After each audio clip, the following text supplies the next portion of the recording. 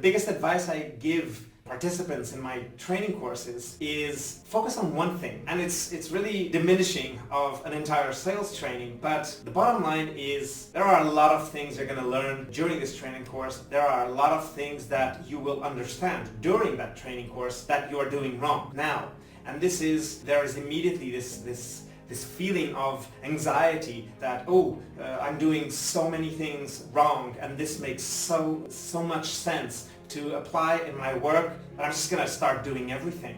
And in your head, you're thinking, well, I'm going to do everything because everything makes sense. But if you want to do everything, you won't do anything. This is true. All the literature out there about productivity and focus, etc., is pointing in the same direction. If you focus on 10 things, you'll eventually have 1 or 2 that you will be able to do.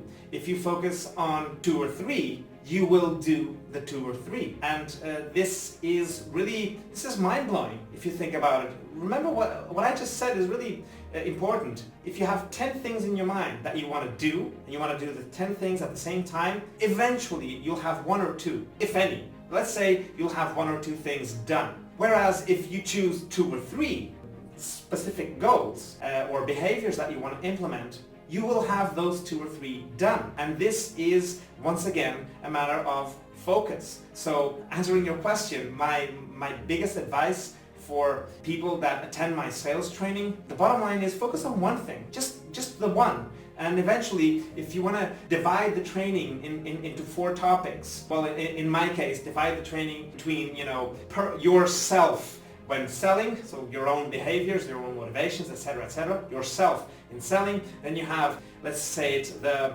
selling with value portion of the course. Then you have the initial stages of the sales cycle, prospecting, qualifying, and demonstrating. Okay, so demoing your product or service. And then the 4th portion of the sales training course, which is the end of the sales cycle, where you have how to follow up, deal with objections, negotiation, and eventually close the sale. So these are the 4 portions. And what I tell my students in my sales training is, in each of the portion, just focus on one thing. One thing, out of the 10 things that you think in each portion, the 10 things that you think will be beneficial for you, that's 40 things. No one can do 40 things. You can't do 40 things in 6 months, even if you wanted to, even if you planned yourself to do 40 new things, to implement 40 new techniques, skills, behaviors, you name it.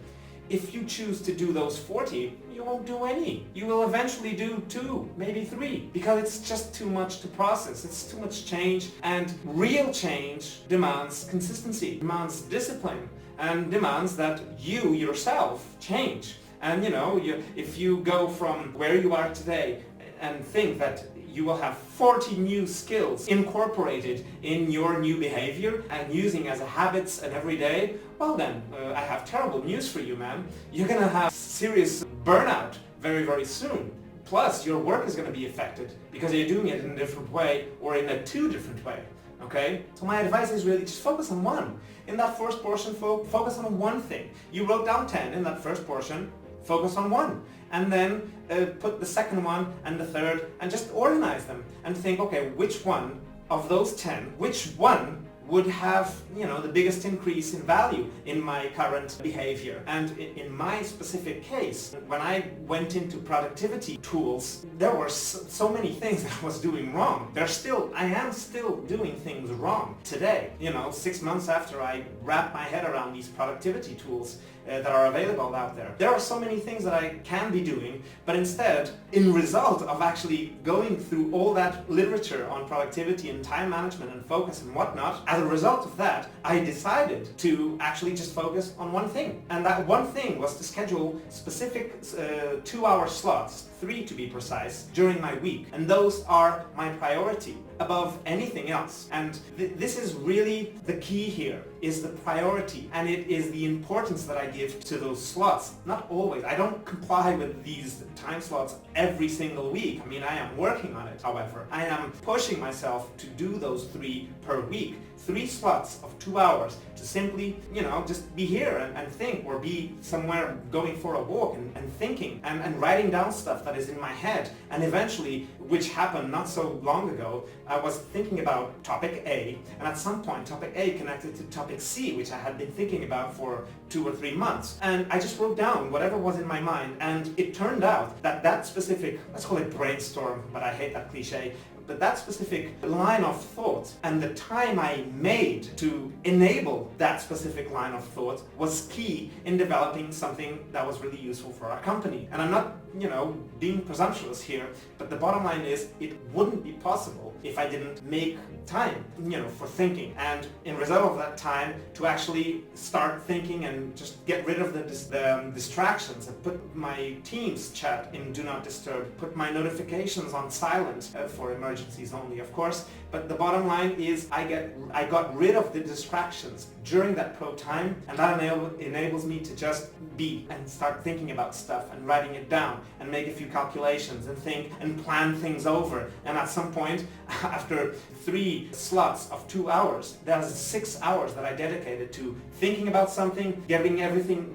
written down, and then defining an action. And when I define this little plan, I look at it, I discuss it with my business partners, and at some point we decide, let's go for this. We will assign person A and person B, and then we deliver this. And this is how valuable advice or valuable insights are created. You need time to create them. So my advice is focusing on one thing. Again, let's circle back to the sales training course. Portion 1, focus on one. You have 10 there, just list them, choose one that really you feel will have more value for you and go for that one. And do that for portion 2 of the course, choose one, order the other ones, put the other ones in order, and then portion 3 saying choose one and order the other ones, and portion 4 same thing. And then you have 4 things. 4 things is already extremely ambitious, so choose one. Start with one. And it again, the pattern that I see in all this productivity, time management or focus literature out there, the pattern that I see is create the habit first. And this is really the consistency. Consistency is key. Creating a new habit. You are creating new habits. You have a habit, a working habit. Through all these productivity courses you went to, you understood that a lot of those habits are wrong, plain wrong. So, instead of changing everything at the same time, which you will not be able to do, choose one that will have an incremental benefit in your working life. And you will start reaping the benefits of that unique change. And all this literature points out to getting into the habit of using that new one thing that you chose, using that new behavior, or doing that one thing that you set yourself out to do. And they say, some books say it's 21 days to create a habit. Some books say you have to do it I don't know how many times. The bottom line is do it enough that it kind of becomes a habit. And if you think about it, this is not just applicable to work, this is applicable to your life. If you set yourself to do exercise every single day, when until then you never exercised, you hadn't exercised for 5 months? Okay, so now you're thinking you're gonna do it every day? Dude, take it easy, man. Chill. It's not even remotely possible to do that kind of change. So instead, just set yourself out to do one thing. And that one thing can be something, start gradually, acquire the habit, the consistency, the discipline of doing it, and say to yourself, on Tuesdays and Fridays. And there you have Tuesdays and you have Fridays, and you do your exercise 30 minutes start, and then Fridays another 30 minutes, and then Tuesdays and Fridays. Just do that for a month. See how you feel. Because you will notice a significant change. If you are here and you take that first step, and then you are patient and consistent enough that you will surely start seeing benefits after a month or so. And bringing this logic to our own business, where we sell software, the bottom line is, you're acquiring a new system. A new system in any company in the world needs, let's call it daily attention, to say the least. It needs daily feeding of information, evidently. So if those systems, and in general they are, if those systems are used by people, and most systems are, okay, you need people to use it. And for people to use it every day, you need people to change their habits and to implement a new habit. And if you tell people they're going to start doing these 10 new things that they were not doing for 10, 8 or 18 years that they were in the company, and now all of a sudden they're going to start using a smartphone to report their work that they carry out for the maintenance of the assets, well, you're in for another big concern there, aren't you? if you think you're going to do that change, from night to day, well then I think you should reconsider. Bottom line, once again, is if you get them to do one thing and you get consistency, you show them, well, as a result of doing this one thing, look guys, this is where you benefited. And then starts a chain reaction of sorts, because you make them do one thing, they see the benefits. You make them do another thing. A month later, they start doing one specific other thing that is also beneficial for the software, for the company, for them. And then you show them and you say, well, as a result of you implementing these two things, look, what we have achieved. And we were able, for example, to start doing more proactive work in our equipment than the reactive work we were doing before. If you increase your proactive work, absolutely inevitable that your reactive work diminishes. And if you reduce your reactive work, then you reduce breakdowns. Breakdowns in industrial plants are hell, because if an equipment breaks down and the plant, a production line specifically, stopping the production line can have heavy costs for a company. And I'm not talking about the cost of repairing the equipment that broke down, because that's another cost. It is the cost of actually not producing during 1 hour or during a day. If your industrial plant is part of a supply chain that works in just in time, the automotive industry, for example, well, you're in for a treat, because everything is timed. And if your production line stops for much more than it is permissible by your just-in-time supply chain, so I'm simplifying, okay, but if your production line stops more than the admissible time, then you're screwed, aren't you? So in a way, doing this preventive work is going to reduce the risk of the reactive work. It's going to reduce the risk and reduce the number of times and the amount of time that the equipment is not producing, that the production line is not producing, that the company is not doing production, okay? And this is the secret of proper maintenance management. It is doing the work that is proactive,